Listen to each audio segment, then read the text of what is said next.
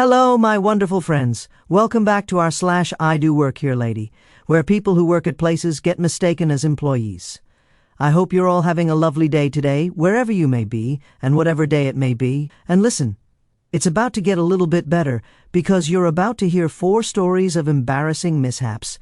The first story is emailed to me by a lovely subscriber, and it's about the time his employee trash-talked his business right in front of him, not knowing that he's the owner, which is a big oof. The second story, OP isn't taken seriously because of his age, and is actually the head boss at his job. Guys, I hope you stay for the stories today, and do hit that subscribe button for future tales. Let's dive in. This first story is titled, Kid, I'm actually your boss's boss. I'm the owner. Since I was a teenager, I've wanted to own my own coffee shop, and recently made my dream come true. I'm a 37-year-old male, and I opened my little coffee shop on one of my city's busier streets, and it was doing very well, if I do say so myself, before this entire virus crap in the beginning. I often worked some really long days, opening at 6 a.m. and closing at 9 p.m. It was tough, but I was eventually able to hire someone to manage the store full-time, so I didn't have to break my back as much anymore.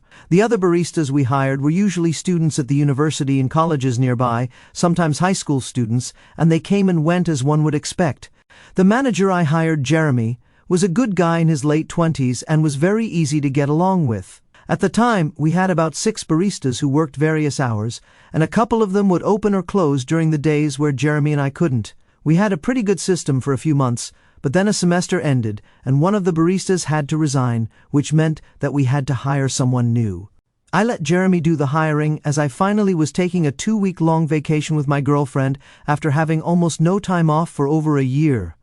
After my vacation, I decided to pop into the shop to see how things had been. I didn't get any emergency phone calls, so I was pretty sure no fires happened in my absence, but nonetheless, dropping by for a short bit wouldn't hurt.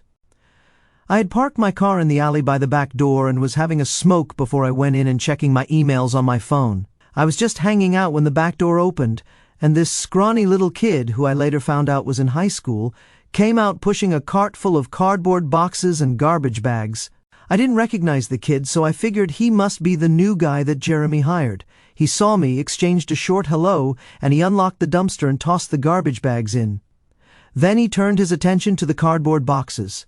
The cardboard dumpster was locked, but has this little slot opening where you can put pieces of cardboard in.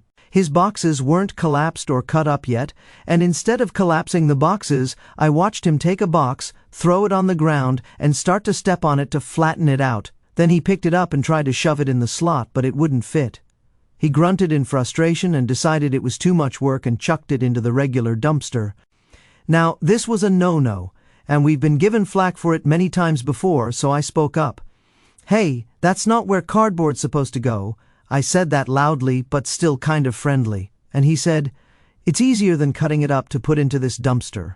He started to grab the other boxes to stomp on, and I said, aren't you afraid you're going to get in trouble by your boss? I'm sure when he gave you this task to specifically make sure that each goes in their respective places, I hinted that heavily. The kid gives me a thumbs up and says, if no one tells him, he'll never know. Well, that's not good work ethic, so I continued and said, so you're not worried about your job and doing the task correctly? The kid, not looking at me, continues to stomp out the cardboard and says, don't care. I got this stupid job because my parents wanted me to get this job, any job, to teach me responsibility or some bull. He threw air quotes into the air while he said this and continued and said, it's a crap job that I had to get, or else they'd kick me out of the house because I'm not in school anymore. I get it. Not everyone likes their job or the tasks they're given, but I'm a strong believer that if you're supposed to do a task at work, to do it to your best ability. Separating cardboard from garbage is not that difficult, and if he's half-assing this task, who knows what else he would do. I found it so funny that the kid was just openly bashing his employer like that. His attitude was trash, and his lack of effort was appalling. In my head, I was thinking there's no way I'm going to keep this kid that Jeremy hired. He then told me, the only highlight of my day is the redhead I work with. She's a real hot piece, dude. You should see this girl. She's pretty smoking. And the brat winked at me. That was it. That was the last straw. If you're staying at a job because there's some eye candy, I know for sure you're not going to do the work properly. And I said, kid, you know what? Don't you worry. You don't have to come back ever. Go hand in your apron. He looked at me really weird, frozen in his task, and said, "What are you talking about? If you don't want to be here, you don't have to. You're fired. You can go home and get away from this job. Go home." The kid started to look flustered and angry and sad. "What the heck are you talking about? You're not my boss. Actually, no, I'm not your boss." I sarcastically waved at him and said, "I'm your boss's boss. I'm Greg. I actually own this little coffee shop you work at. Pleasure to meet you. Listen, you're not a good fit for our team, unfortunately. So just leave the boxes to me and go turn in your apron." I then turned, let him watch me punch the key code into the back door and go inside. I felt some satisfaction in hearing silence from this kid. I found Jeremy, told him what happened, and while I was talking to the redhead girl, I watched from across the room while this kid came in red-faced, handed his apron to Jeremy, and then walked out the front doors, never to be seen again. Jeremy was apologetic for hiring the kid, even though I told him it's not his fault because he seemed so different during his interview. I guess the kid tried for a bit and then thought he was untouchable once hired. After that, we did find someone better, and my coffee shop is doing very well. Hopefully, that kid learned his lesson. As much as I dislike my own job, I'd never openly bash it to anybody I don't know. You never know who you're talking to, and it may come back to bite you in the end, as it did this kid. I would have loved to see his face when he realized that he was bashing the place he worked at to the owner.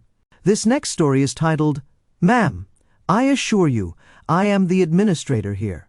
I've debated on sharing this as there's no way I or my site can be identified, but the environment in which it occurred has a very hush-hush reputation. For about 10 years, I worked in community-based mental health and social work, specifically as a staff and then a manager and then administrator of 2 residential long-term recovery care facilities. These facilities are for folks with long-term severe and persistent mental illness.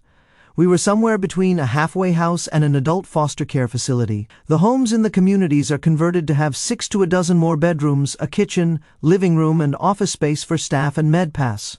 I was in my mid-20s, and the thing about the scene is that the average turnover for staff is 8 weeks. Most staff burn out as working day in and day out with difficult residents isn't the easiest job, and the pay isn't that great. Just lasting a year pretty much makes you management material, and I did it for almost a decade. So by the time I was 27, I was the admin of 2 sites, and managed most of the touring, admissions, intake, and discipline, which included write-ups and evictions. Not everyone takes the kid in the blue jeans and a mastodon t-shirt seriously, but it was fine with me. So the story begins. I did your usual admission tour with a mom and her son as she was trying to get him out of her own home, as he was smoking a lot of pot, drinking nearly every night to blackout, and generally being verbally and physically abusive to her and the family. We have a lot of rules about living in community with other folks in recovery, and both of my homes were dry housing, which meant no alcohol, no weed, no prescription drugs unless they were passed by staff at set med times, and definitely no getting drunk and coming home to sleep it off, etc. There were also pretty strict rules about how you treat the other residents, for obvious reasons. During the tour, the son is already being abusive towards his mother and rude to me and my house manager. My house manager, Lars, which is not his real name, was a little bit older, probably mid-50s at the time, a little taller than me, and had the cool dad quality that I needed in a house manager since I had to be the hard ass. It helped to have someone who was a little more friendly, who could be the good cop and soften the blow while still saying, "Hey, OP's the boss," if the residents didn't like something. Mom took an instant liking to Lars as we went through the tour, and it was pretty obvious by the end of the tour and the start of the interview that she thought that he was the admin and I was just some lowly staff. She was ignoring my questions to her and her son during the tour. We did the interview in a private living room setting, where the potential resident told me straight up that he wasn't planning on quitting drinking, smoking pot, and committing various petty crimes, which pretty much tanked any chance he'd have at residency. Lars played the usual good cop while we made notes and did follow-up questions, and Mom did seem to have the idea that her son was a shoo-in since the house took in addicts and adult delinquents and dealt with them. I had made a few statements about proper behavior in the community, and the residents that Mom seemed to laugh at. She said something like, "Oh, he's not going to clean his room once a week, he's not going to do his chores, you'll have to do that for him." She had that weird smug of superiority until we went back to my office to wrap up, and she watched me as I took my seat behind the big desk. She said, why are you sitting in his seat? gesturing to Lars, who's in another chair next to my desk, and I said, "I'm not. I'm sitting in my seat. This is my desk and my office. I'm the admin here." She replied and said, "Oh, I thought you were regular staff." Well, while on tour, Lars said that this decision is up to him. He's already going to let my son move in this week. Ma'am, I assure you, I'm the administrator here, and your son won't be able to move in this week. I don't have any open beds at this time, and don't anticipate an empty bed until at least 2 months from now. I already have a wait list of about a dozen folks, all of whom showed better manners and seem more capable of following some basic rules about respecting their peers and the house here. And this is where it went crazy. I'm not sure where she got the idea that she would be able to move her kid in and move someone else out of the room they had. What was even more insane is that she hadn't started any of the paperwork to get her son considered for disability. He didn't even have a proper diagnosis of any sort of severe or persistent mental illness, which was usually required to get on disability. I'm not even sure why our director scheduled the tour and the interview, given that there were about a dozen missing pieces of paperwork necessary for him to be considered for housing. And it got worse from there. And the play-by-play boiled down to her refusing to believe that someone about her son's age was the head of the site. Meanwhile, the son was kind of quiet as he's realizing that he'll probably be living at home with his mom for a while longer and wouldn't be getting away from her to a new place where he'd be able to get away with drinking and smoking and behaving poorly. She wound up lodging a formal complaint, which kind of melted away when Lars backed my side of events. He was a good cop, not a stupid cop, and didn't want someone this difficult in the house either. There were a few of these interactions each year, moms and dads or grandparents and guardians who thought we were some sort of not-quite jail where they just dropped off the kids that they failed to raise properly. I don't say that to bash individuals with true, severe, persistent mental issues, and obviously some of these folks had issues, but it was always a weird blend of sadness and frustration when these parents seemed to think that we just moved them in that afternoon without a thorough vetting process. You know what? I can see how she thought that Lars was in charge. He was much older and probably didn't wear jeans and amassed it on t-shirts. Maybe try changing up the apparel, OP, if you want to avoid this in the future. But hey, you do you and wear whatever you want to wear. This story is titled, "I am staff and have been for 2 years. I work in a large office building and at the time had been there for a little over 2 years. For parking, there is an underground parking lot that you can only access with a key fob. Otherwise, there's no guest parking allowed in there. There's probably over 300 people that go in and out of the building, staff and customers alike. For the first 2 years I worked at this building, I drove a bright orange Mitsubishi Eclipse. It was a large, beefy vehicle, but it was my first brand new vehicle, and I loved it to pieces. Every day at work, I would park it in my same parking space which was registered to my work and take the elevator up to my office. At the end of the workday, I'd come back down and leave. Pretty standard stuff, but such was my daily routine. Now, eventually, I bought a new vehicle, a bright red Toyota 4Runner. It was my new baby, and I was ecstatic about it. The first week I had it, I took a week off and went off-roading in the countryside with some friends, and it got good and dirty. We got home very late Sunday evening, so I didn't get a chance to clean it. So, Monday morning when I went to work for the first time with my 4Runner, it was covered in mud and bugs. It stuck out like a sore thumb in this underground parking of clean, shiny vehicles. My plan was to take it to get it washed after work at the car wash to get all the grime and caked mud off there, and then take it home to polish. I was at work all day thinking about the satisfying feeling of washing a dirty, muddy truck and then polishing it. So, you'll be surprised what happened next. After my 8-hour workday, I took the elevator down to the parking lot and was greeted by an empty parking space where my beloved 4Runner was parked earlier that day. I felt my stomach drop with dread and start to panic. I double-checked the parking lot level I was at, thinking maybe I went to the wrong floor. But nope, I'm on the right one. I was angry. The thought of someone stealing it suddenly went through my mind, and I almost had a full-blown panic attack. So, first things first, I took the elevator to the main lobby and approached the security desk. I knew they had a security camera system, so hopefully they could provide me with enough information to report the theft. There were usually 2 security guards at the desk, so I approached them. I told them that my vehicle was missing from the parking lot. Guard 1 pulls out a report form and said, "That's not good. What parking stall did you park it in?" "B21, I said. He started to write my info down on the form, my first and last name, my license plate number, and then asked, "What's the make and model of your vehicle?" "It's a Toyota 4Runner."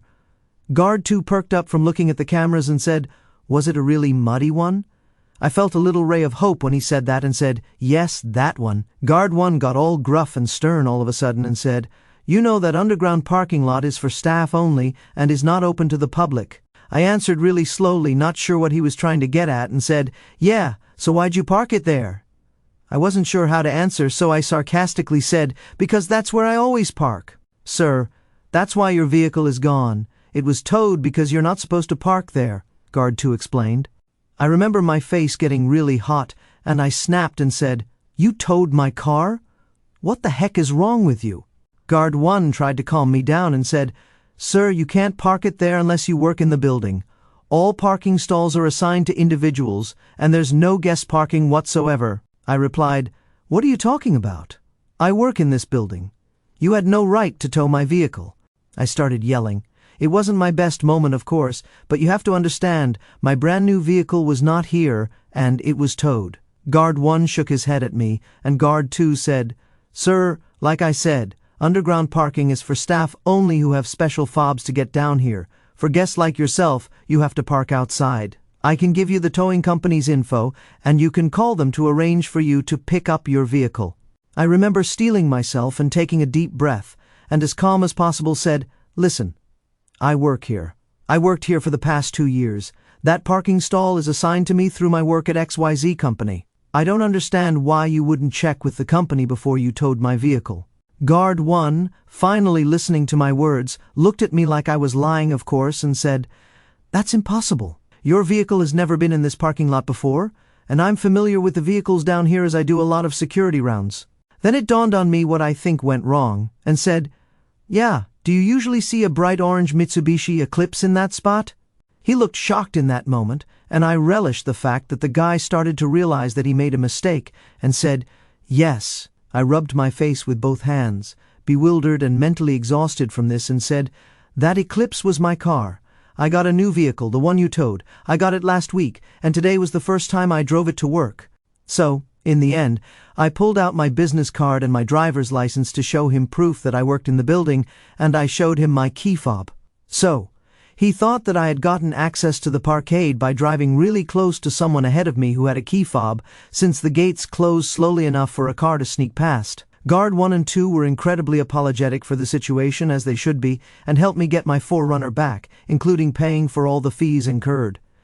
What's even funnier is that I found out that Guard 2 was Guard 1's senior. Guard 2 had let Guard 1 handle the towing, so he was aware it was happening but never thought to ask Guard 1 if he checked with the assigned company if the vehicle parked there belonged to anyone. He had assumed that Guard 1 had done his due diligence. It baffled me, though, because what if someone had gotten a loaner vehicle from a dealership or a rental or swapped out their vehicle for their spouses that day? They'd be towing vehicles left and right. I suspect that because my vehicle was so dirty, they thought it didn't belong and targeted that. I'll never know. The moral of the story is don't assume. I can only imagine OP's level of panic when he got to his parking space and his car was gone. Guys, I had that happen to me one day when I walked out of the mall. I spent like 20 minutes making phone calls and trying to figure out if my car was stolen or towed. I even ran up to a tow truck driver who was driving around the parking lot asking if he towed any vehicles, but in the end it turns out I parked at Target, not Sears. So yeah, I have no idea what went on in my head that day. This next story is titled, "We Tell You Who Our Dad Is and You Call Us Liars Trying to Get Free Food? Get Killed with Kindness." Long-time reader, first-time poster. This is less of an I don't work here lady and more of a my dad works here lady, so hopefully this post correlates enough not to be removed. Anywho, I recently called my dad, a fitness trainer, kickboxer, and life coach, to catch up and chat when we recalled an event that happened several years ago. The memory just hit me, and I realized I was too young at the time to understand exactly what happened, but adult me gets it now. So, I figured it would make a good first-time post. When I was maybe 11 or 12, my dad took me and my 2 teenage brothers to this massive place that I think was some kind of fitness expo. I remember this orange mile-long jogging track inside that circled the room, several areas to exercise with top-notch workout equipment, and a swimming pool area that would make Michael Phelps's wildest dreams come true. I also remember this huge room with more workout equipment with a big enclosed space in the epicenter of the room with a kind of stage inside.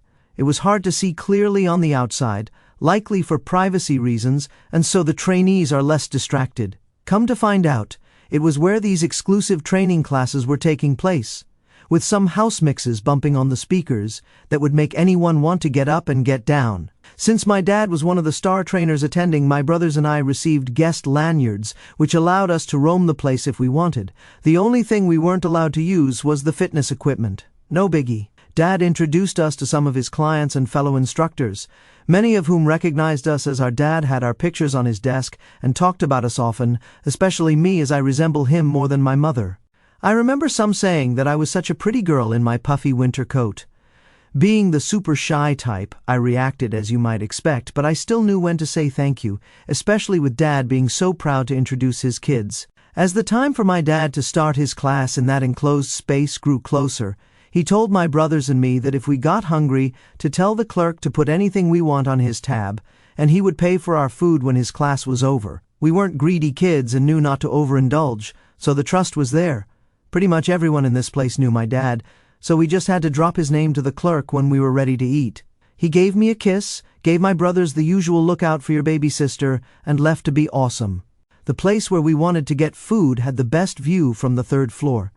This ginormously wide window, which did my fear of heights no favors, let us see darn near everything on the main floor, including that jogging track. It felt like being in one of those VIP boxes at a sports event that lets you see everything. Now, the clerk selling the food and drinks wasn't at the counter when our dad first brought us in, so we decided to wander, and thus leads us to the meat of this post. My brothers and I gave ourselves a tour, careful not to get lost as this place was as big as a super mall, until we eventually got hungry. We made our way back to the kitchen area, and this middle-aged Asian woman was behind the register. She greeted us without a smile while we surveyed the healthy goodies in the glass display for what we wanted. My brothers told me to pick something first, and then they did the same. After the clerk lady said our total, we told her who our dad was, and he said to put it on his tab to pay after he finished training. She said something along the lines of, "He's your dad?" We told her yes. Remember, she didn't see us come in with him earlier. She told us no, rather coldly too, and that unless we paid for everything ourselves, we weren't getting anything. My oldest brother told her that we couldn't pay, hence our dad suggesting the tab option. She just cut my brother off and told us to go, and no, we couldn't show her a photo as proof because camera cell phones weren't quite a thing yet. Disheartened, we just sat at the table across the room and watched everything outside the window while we sat waiting. I glanced occasionally at the lady clerk, who I swear could open for the circus with the daggers that her eyes were throwing at us. I realize now that she was probably keeping an eye on us in case we tried to steal something. Over an hour later, our dad finally came back, sweating so heavily that he looked like he just stepped out of a pool, and the clerk lady said hi with a big smile. My brothers and I went up to him, and the first thing he asked is if we got food. We told him no and explained why. My dad went up to the counter to the lady clerk, looking like she forgot to cancel her Amazon Prime trial a day too late, pulled out his wallet, and told us to order what we wanted.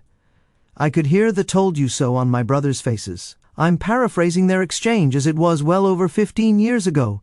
The lady clerk to my brothers and me said, "This is your dad?" We said yes. The clerk looks to my dad with shocked eyes and said, "Are these your children?"